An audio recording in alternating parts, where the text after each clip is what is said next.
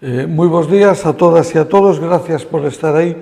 Hoxe vos a ter unha comparecencia, penso que corta, porque teño que estar dentro dunhos minutos en outro lado. En todo caso, intentarei contestar as preguntas que se formulen posteriormente. Sin lugar a dudas, e agora remato a reunión cos directores dos centros de primaria, de infantil e primaria de Santiago, quero empezar facendo un reconocimento tanto ás propias directoras e directores como o conxunto do profesorado polo esforzo inxente que se está a facer para este reinicio de curso en unhas condicións tan extrañas, tan diferentes e tan cambiantes cada día para conseguir manter a normalidade nos centros educativos.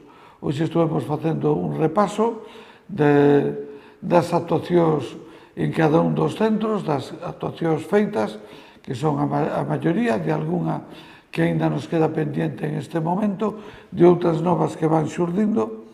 Vendo como están funcionando as cousas, vemos que nos servicios que dependen do Concello, en xeral hai unha satisfacción amplia, tanto pola atención como polo funcionamento de algúns servicios como a limpieza. No tema de comedores escolares, estamos todos facendo un inxente esforzo de integración das demandas, de satisfacción da demanda que temos, de normalización.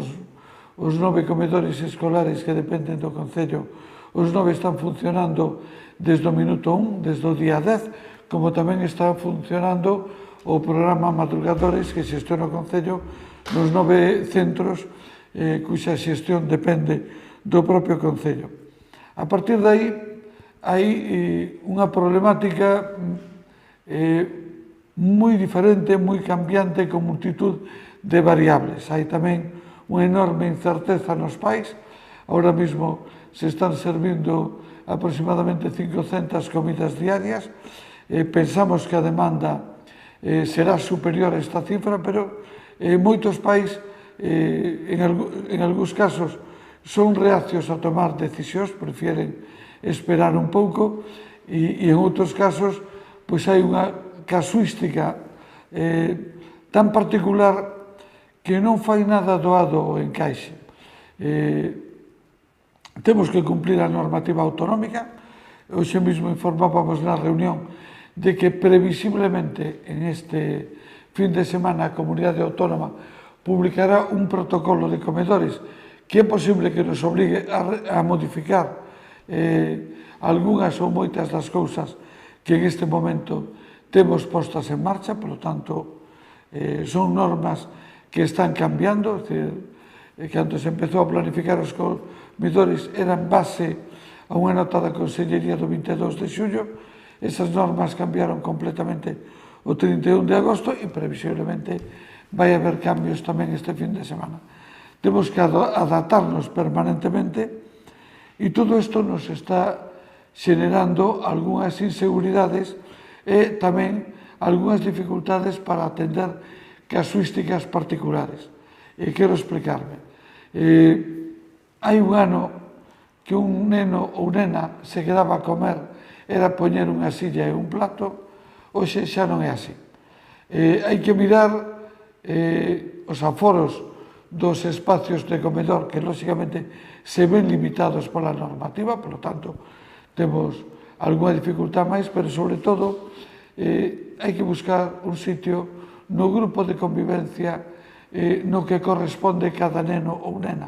Non é poñer unha silla, ten que haber un sitio no grupo de convivencia de cada neno ou nena, e iso introduce maiores rixideces no funcionamento do sistema. Con todo, globalmente estamos atendendo, desde logo, a demanda global, e os casos particulares, pois temos que estudiarlos particularmente de un en un.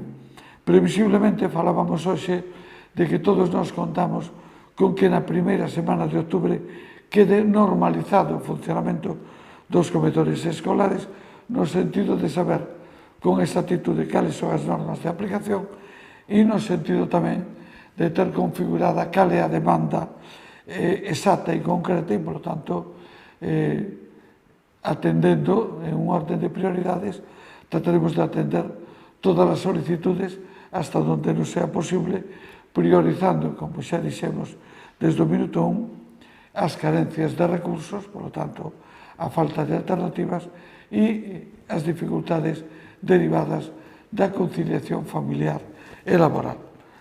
Bueno, pola miña parte, eu creo que foi este o tema principal ao que estou dedicando os maiores esforzos.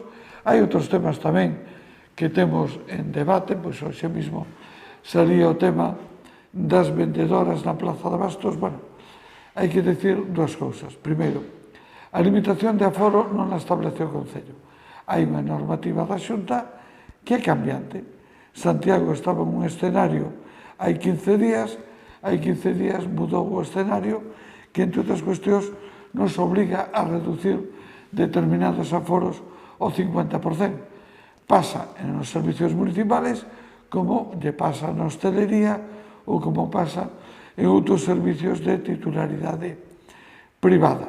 Desde o Concello nos esforzamos en que, na medida do posible, tratar de buscar a cubillo para que este conxunto de limitacións teñan o menor, digamos, ocasionen a mellor os menores daños posibles, pero o primeiro que temos que facer é cumprir exacta e estrictamente a normativa. E o segundo, pois temos que buscar as fórmulas que temos para, dando cumprimento á normativa, poder buscar solucións.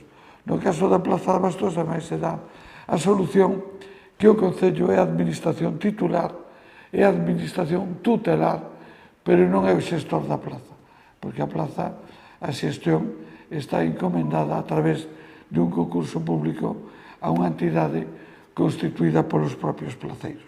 Bueno, eu espero que poidamos buscar unha solución á caída, non sei se para a totalidade, pero alo menos para todos aqueles que non sea posible. Tamén somos sensibles ás queixas da hostelería.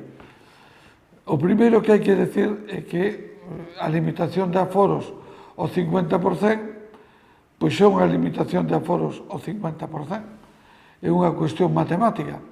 En segundo lugar, eu creo que hai unha certa flexibilización desa norma coa ampliación ao 75% e tamén co reconocimento que algo que en Santiago xa viñéramos adiantando a través dunha fórmula que buscamos nós, que é a solicitud da ampliación de licencia, pero xa se autorizou os establecimentos de ocio nocturno sempre que cumplan os requisitos, sempre que poidan dispoñer de terrazas, de sillas e mesas, os que non dispoñen, eso non ten solución, para poder funcionar en horario diurno como cafeterías normales e cumprindo a normativa que emite a Comunidade Autónoma. Con todo, eu quero pedir a todos colaboración, serenidade e prudencia. Isto non rematou, está moi lonxe de rematar. Os datos que recibimos no día a día son datos cambiantes que evolucionan de día a día, que nos permiten decir que en Santiago estamos en unha certa estabilidade no número total de casos, incluso en unha proporción que cuantitativamente non é especialmente alarmante, pero Santiago é unha cidade moi sensible. É unha cidade na que a mobilidade ten unhas características especiales e iso se manifesta xustamente en esta evolución cambiante que se produce todos os días. Por tanto, todos debemos ser prudentes, todos debemos priorizar a seguridade sobre calquer outro concepto, sabendo que isto nos vai a obligar a sacrificar moitas cousas e sabendo que temos que facer este esforzo de contención, porque se en un momento determinado se descontrolan as cifras, teremos que pasar a un escenario aínda máis restrictivo e iso sería moito máis negativo. Por outra parte, en Santiago está pendiente para a semana que ven a apertura do curso escolar en secundaria e quero salientar especialmente formación profesional, non porque os de formación profesional teñan máis peligro, pero si formación profesional ten máis mobilidade. Mentras que en secundaria o 80 ou 90% dos alumnos viven en Santiago, en secundaria en xeral, en FP non é así. Un porcentaxe moi alto dos alumnos de FP, incluso mayoritario en moitos centros, ten que vir de fora de un interland moi amplio. Por lo tanto, isto xenera mobilidade e, por lo tanto, isto obriga a maiores controles. Por lo tanto, eu pido unha serenidade absoluta. E en este sentido, a hostelería lle pido o que lle teño que pedir, que é comprensión e colaboración. E todos nos imos a esforzar con que, dando estrito cumprimento á normativa, porque ás veces pensamos e buscamos equivocadamente fórmulas para non cumplir a normativa, e non é eso. Nós temos que buscar fórmulas que, dando cumprimento á normativa, melloren as nosas condicións. E iso temos que comprender e compartir todos, porque, en caso contrario, podemos ter dificultades importantes, máis importantes aínda das que xa temos. Pola miña parte, máis nada, intentarei contestar brevemente as preguntas.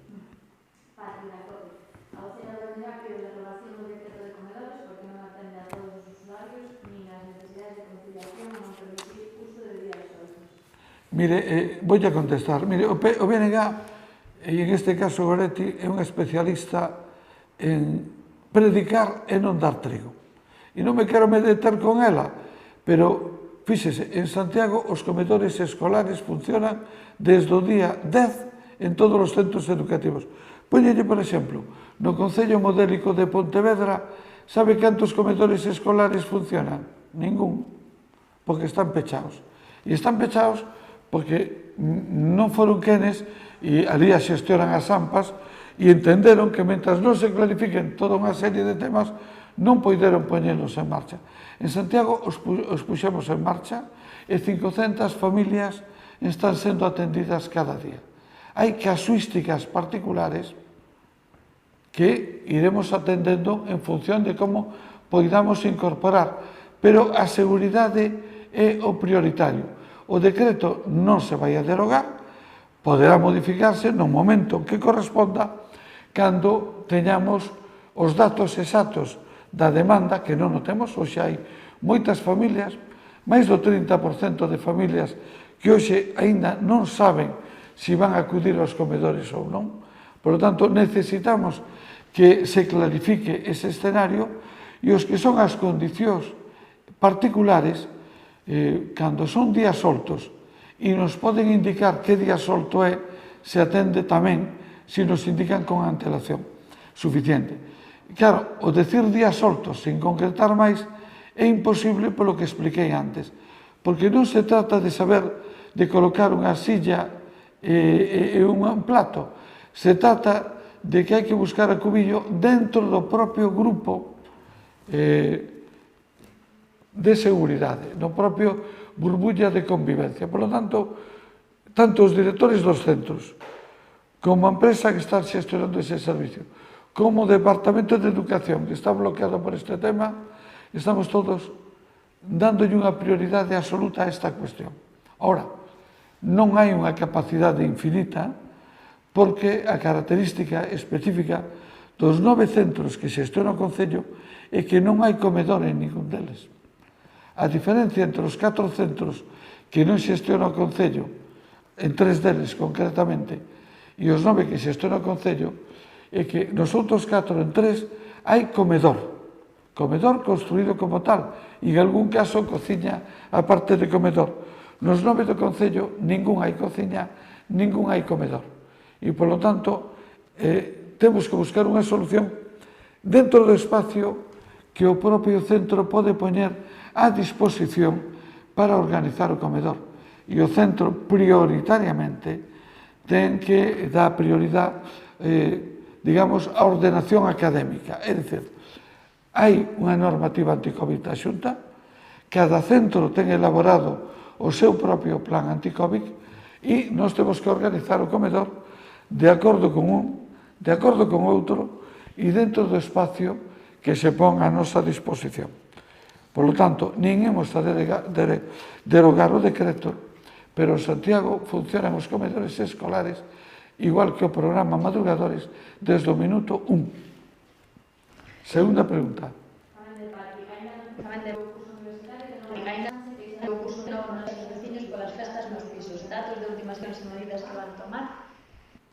Mire usted, é certo que según se controla máis o ocio na rúa, hai un desplazamento de ocio hacia os pisos.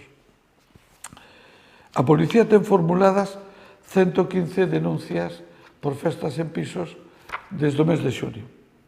115. Deben ser como 5 ou 10 veces máis que o ano pasado por estas mesmas fechas.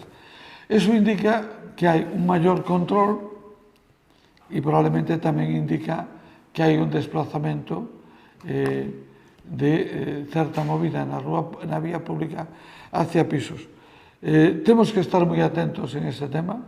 A policía, desde logo, está moi concienciada con ese tema e podo dicir que en pisos onde non lle abren a policía, o día seguinte está indo pola mañán para comprobar a identidade dos titulares dese piso e formular a denuncia correspondente, polo tanto, se está actuando e o único que me queda é facer un chamado á responsabilidade.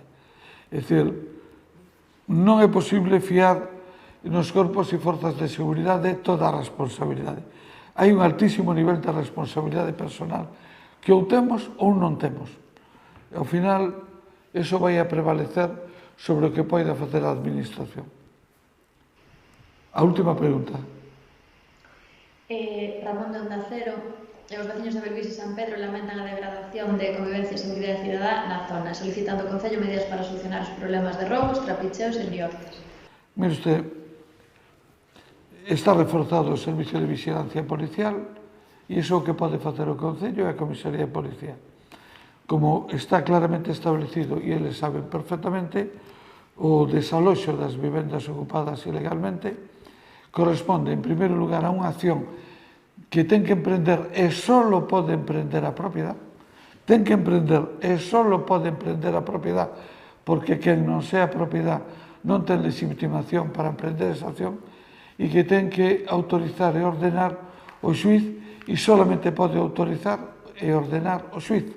Por lo tanto, o que poden facer as forzas e corpos de seguridade é vigilar e, por suposto, investigar os delitos e as denuncias que se formulen. E iso é exactamente o que estamos a fazer. Desde logo, por parte deste goberno, e miña en particular, podo asegurar que non hai ningún tipo de tolerancia hacia as ocupacións ilegales. Ora ben, non é un tema no que o Concello poida intervir directamente. Solo a propiedade e solo a propiedade pode formular a denuncia correspondente e solo o xuiz pode ordenar o desaloxo. Algo máis?